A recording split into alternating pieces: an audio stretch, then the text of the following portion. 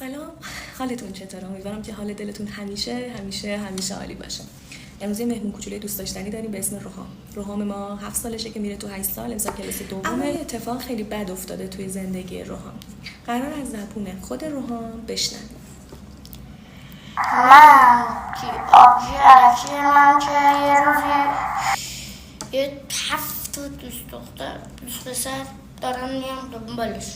خب بعدش هم اون عکسای لاخ میذاره براشون میفرستم. نمیدونم یه خاطر بده که اگه خودتون هم باشید نمیتونید تحملش کنید.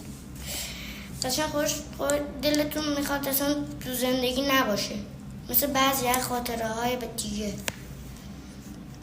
مثلا بعضی ها تصادف میکنن ناراحت میشن، ولی این خیلی چیز بدیه که هیچکی نمیتونه تحملش کنه. با اون باباهای عزیز، داداشا، خواهرا، اقوام گرامی، دوستان، مراقب گوشی‌های خودتون باشید، مراقب ارتباط‌های خودتون باشید.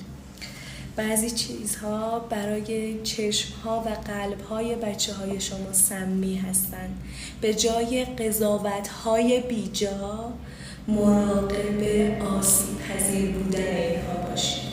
در برابر آسیب‌ها از اینها محافظت کنید که الان این حرف‌ها رو نشنوید، که این اتفاقات در آینده‌ای نه چندان دور در زندگی بچه‌های شما تأثیرهای بسیار بالایی خواهد داشت و میشه براشون مثل یه تروما که همیشه باهاشون همراهه توی زندگی، ازدواج، بچه‌های آیندهشون و خیلی بدتر از اینها.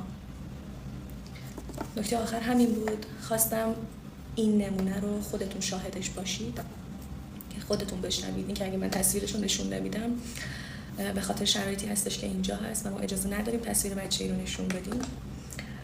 نیاز بود که از زبون خودش بشنوید، چون بعضی وقتا ما چیزهایی رو که میبینیم فکر میکنیم الکیه، داستانه، ساختن تموم شده رفته، ولی نه، واقعیه. واقعا مراقب خودتون باشید.